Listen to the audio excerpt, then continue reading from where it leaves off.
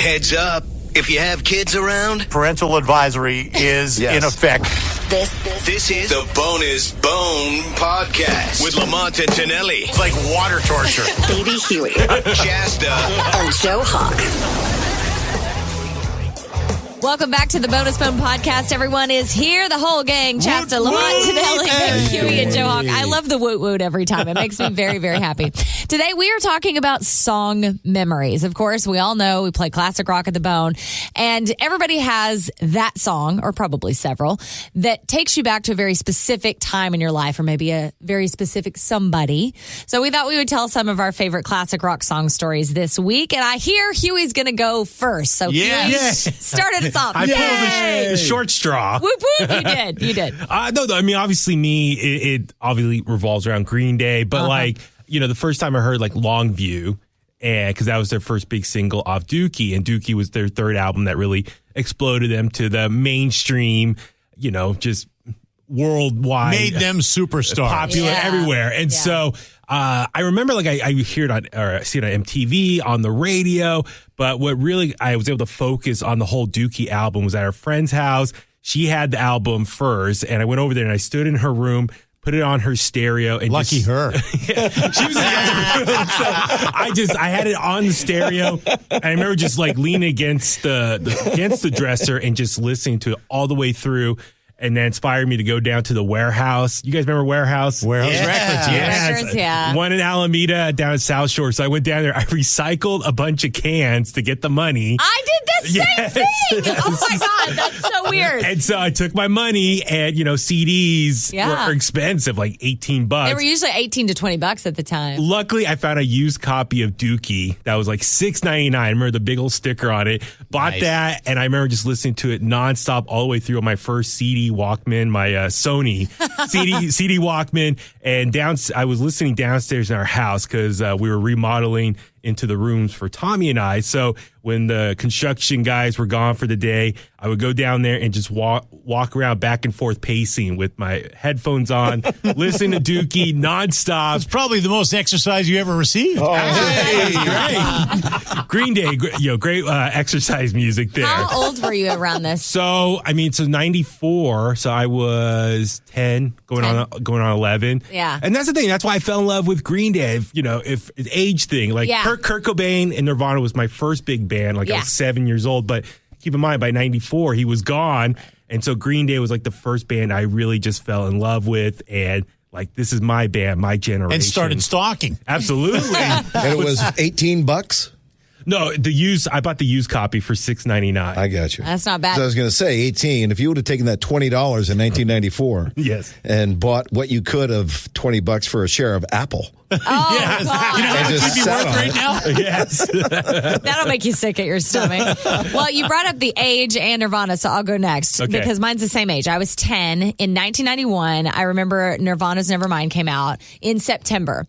So this is Halloween. So a month later, my friend calls me and she's like, hey, I have this crazy band, this crazy album you have to hear. Come over. Mm-hmm. So I go over to her house, and again, it's Halloween time. So she had a bonfire in an old barrel. Again, this is Southern Oklahoma, so keep that in mind. And we're 10, so why are we playing with fire? I don't know. But we also had a Ouija board out. Right. So we were playing with a Ouija board as we were listening to this really dark energy feeling brand new band that I didn't know anything about at the time. This is really starting to get creepy. It really is. freaked me out so bad. And I was asking questions about this, some stuff going on in town. Sulphur had a really strange string of deaths when I was young. That's a whole other podcast. I'm not kidding. Holy crap. Friends we knew, car accidents, somebody got hit by a train, weird stuff, right? Sounds like witches and sulfur. Right? Yeah, well. Were you able to predict these in advance, like your talent with the death pool? No. I hadn't Were really, people saying, why Chasta, why that voice? She was warming up. I had not tuned into my skills yet. It was just Ouija board time. It was just my great-grandmother that did that. Oh. But yeah, it was Ouija board time. So I was asking very specific questions about these people that we had lost. Who I won't tell those stories to be respectful. Yes. But they got it right. I'm saying the Ouija board got it right. The Ouija board got it right? I was so freaked out. Out of here. As I'm listening to Nirvana, that album just really set the tone. And I was like, F it, I'm out. So I picked the Ouija board up, my friend's Ouija board. I walk over to the barrel with fire in it, and I toss the Ouija board in the barrel. I don't blame and you. I Ouija burned it board? up, and I have never touched one since. I think that's the Probably only how way you to got the dispose of it. talent. Maybe so. Yeah, I don't because know. the Ouija board smoke got into your system for the death pool. It's funny that you say that. Oh, Lamont, that's so weird because I can remember so clearly as it's burning in the barrel, I'm watching it burn. And I'm like, no effing way. I've never touched one of those again. And I thought about that in the moment the smoke was coming up, and I thought, what if there's like souls trapped in there and they're like coming up? And the whole time I hear the Nirvana album in the background. And it just, every time I hear those songs now, especially if I listen to the whole album beginning to end, I'm right back in that backyard listening to that and playing with the Ouija board. Freaky! Oh my God. Creeps me I'm out buying this you a day. Ouija board for Christmas. Well, we talked about doing a Ouija board on this podcast when it comes around Halloween time yeah, again. so I'm out. That was so fast. I'm out. Have you ever played with one? Oh, yeah, when we were kids. See? I have never even looked at a Ouija Oh, board. you haven't? No, you know what? To me, it just seems so contrived that you press on it and get it to move the way you, want don't it press to move. on it. You just put your hands on it Yeah, and it lightly. moves. Yeah. Okay, what was your experience? Well, I you have I to don't know. know. Touch it. I forget exactly, but But it it creeps just you freaked me out. out. I was doing it with my cousin. I accused my cousin of moving it. Yeah. Really? My cousin Christine. I said, you're moving it on the board. Don't move it on the board. Did it And- tell you were going to drink for the rest of your life? Well, no, that would have been a good thing. And I would probably be doing the Ouija board forever after that. No, but you're right. Right? It's super. It's super creepy. I remember to add to it, we were in this garage and my friend had a candle burning, and I asked, is so and so with us? If so, then give us a sign. And it went to yes, and then the candle got blown out. And I was like, nope, that's Man, what I'm you've out. got some I'm like, freaky ass friends in I'm Oklahoma. done. I'm done. We're very bored. We don't have anything Yeah. to do. There's no Right. malls or anything we could just go to. Yeah. Or even movie theaters for that matter. We had Walmart parking lot and Ouija boards. That's all we got. Wow. Yeah. So there you go. That's my Nirvana Nevermind story. Wow. Who's next? I guess I can go because I have a better mood of a story. That's good. Change the mood here. Yeah, let me turn it around real quick. Yeah. So I got a couple. One was when I was, in my teens, and this just shows proof of commercialism. Mm-hmm. I was sitting at home and watching MTV, and a commercial came on for Target. Now at Target, Rise Against, new album, Siren Song of the Counterculture. And I heard, their hit single, Give It All. I was like, I gotta listen. I gotta know more about this band. On a Target ad. On a Target ad on MTV. So next day, went to Target. I actually had money. Didn't have to, exchange cans for cash. He wasn't poor like us. I earned that CD. I know, right? It was Exactly. birthday money because I know it was during the summer. And then I got the album. But my one real nostalgic song is Bachman Turner Overdrive, Taking Care of Business. Oh. Every PCB time, baby. Yeah. Every time I hear that song, I remember just being maybe 5 or 6, like the years between preschool and kindergarten, or even kindergarten, because I was, the early or late class or whatever. Being Special with, class? no. Being with The my short bus? Stop it. no. I walked Edit to that school. out. Make a note. No, I was, every time I hear that song, I always remember listening to the radio with my dad, driving around with him in his semi, because my dad's an owner-operator. Had no idea. I had no idea. One of the very last few owner-operators on the peninsula that I can know of. Yeah. And just him taking me around on his jobs, job And he sites. was rocking it with taking care of business. Always either KSJO before the Bone became classic rock. Yeah. Yep. Very cool. And then, it also, especially the one memory of rocking out to that song was, it was me, my dad, and I think an old colleague of his, Jack Mall, rest in peace, just sitting there, crank it up and just going one after the other, just doing, taking care of business. It's all right. Man, as a kid that age, a little boy that age, you love like trucks, everything trucks at that time. yeah. You must have been like in heaven. Shoot. At the age of 6, I knew how to change my dad's trailer tires That's on his on his crazy. end dump. What? Yeah. I had no idea you had I still know how to. truck skills. Yeah. Good to know. If I ever break down on the side of the road again, I'll Right, call you. Exactly. Exactly. All right, I'll go next. A couple of things. The first song I remember singing along to, and I don't know why, but And no, it wasn't Frank Sinatra or Tony Bennett. He kind of saw. Or Dean Martin. He kind of saw. Just beating you to all the punchlines. I was, I don't know, 3, 4, 5 at the time. I haven't checked the years. Ray Charles. Oh. Hit the Road, Jack. Such a great song. I don't know why that is, but I'm like 4 years old singing along to it. And every time I hear that song now, I think of Little Paulito. So cute. Singing. Now, were you singing the Ray Charles part or the what were the girls in the backup background? singers? No more. You were doing the no more part? And No, the it was Hit backup the Road, singers? Jack. Hit the Road, Jack? Yeah. And then, like, later on, my brother was a big influence in me in my music because he's 4 years older than I am. So he'd go buy albums, and I'd turn them on. Yeah. So the few that he brought home that really hit me at first, like you guys were talking, was, and maybe this is why Led Zeppelin 2 is my favorite album. Okay. But the first time I heard Livin' Lovin' Made and Heartbreaker together, I was just like, mind blown. Oh my God. Yeah. It's like, what is this? That's better than Ray Charles. And just cranked it up, right? Oh, that's good. Along the same lines was Neil Young, the first This Is Crazy Horse album with Cinnamon Girl and cool. Was it Down by the River? Yeah. And I'm trying to think of the other song from that album, but just his thrash guitar, right? Yeah. That just jumped out. Yeah. So those are a few of them. And I forgot the last one. Lamont? Well, it's funny you should mention Led Zeppelin because Led Zeppelin, for me, I've got a few stories, but the one that really stands out, and they had something in Canada called Manosphere, which was Manitoba, and it was kind of like the state, like a state fair. Oh, okay. Only they put a goofy name on it, right? Yeah. So they had this Manosphere deal going on, and I was probably trying to do a little math in my head, but I think I was probably about 11 or 12 at the time.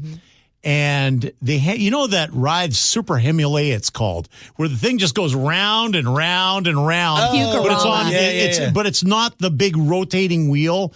It's like you're sitting there and you have the thing, the bar across, the lap bar across, and it's like you're driving through or you're going through the Himalayan mountains. Yeah, so you're just up and down and up and down in a circle. Yes, right? I know what you're talking about. And then there's always a guy goes, do you want to go faster?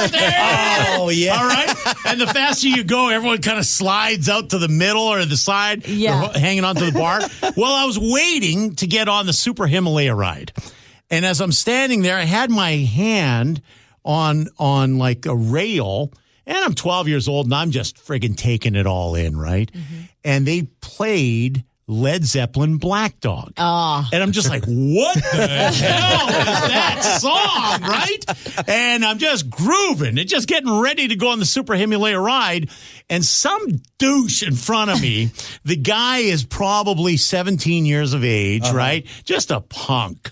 He sees my hand there and takes a cigarette and butts it out on my finger. I still have a scar to this day. Oh, my God. You do. Look at that. I still have a scar. He put his cigarette out on your hand? Yes, so whenever I hear Black Dog, I think of when this guy put my cigarette out on my freaking hand. That's brutal. Right? But I still went on the ride.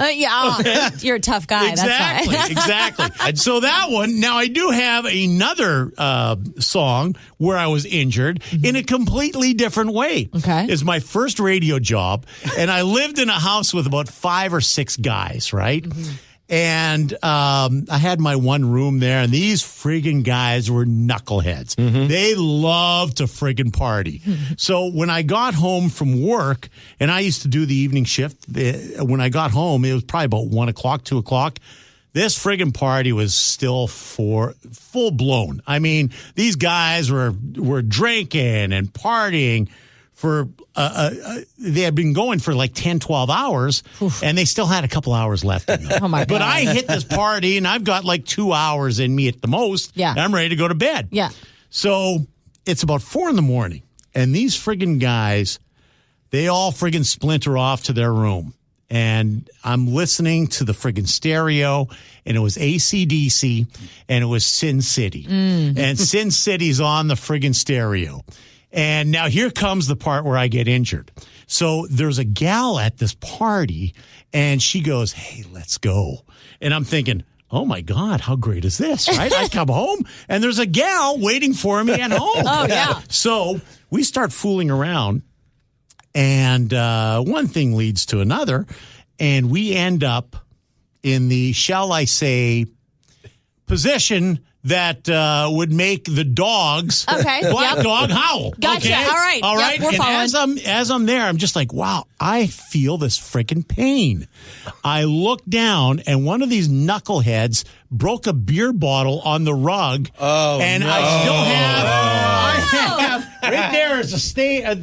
I have a. Yeah, you do have a there, scar. Okay, I've got a scar on my knee that I didn't miss a beat. And I'm listening to Sin City, and I had a piece of glass in my knee. Oh, my God. So whenever I hear Sin City, that's what I think of. You have a pain in your knee. I just want to make sure everybody knows I looked at his knee for the scar. Exactly. That's where the scar was. I realized I said, oh, you do have a scar before we said what body part it was on. So, it was on my right knee. Yes. Not my left knee or my weenie.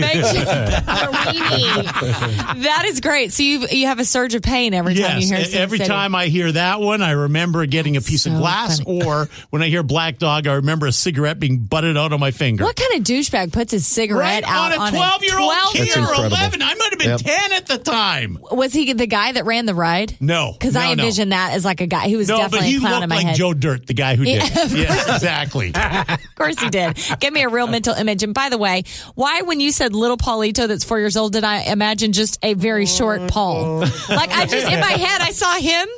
Shrunk down. Just shrunk down. Like a Thank mini-me. you. I don't know why. I am my own mini-me. I don't know why that was in my head. Was it It's probably not the first time, and you're not the first one. No, imagine like Marlon Wayans when he played the little kid. That's exactly. That is exactly what I had in my head. Do one with Paul. That's why if you go back and listen to this podcast, I think giggled I have when you one said of Paul that. like that. I'm just so ingrained that every time I hear Little Paulito, I hear the choir going in the back of my head. One ball, Paul. Yeah, we need to put that in there. There's some auditory memories right there. I know, right?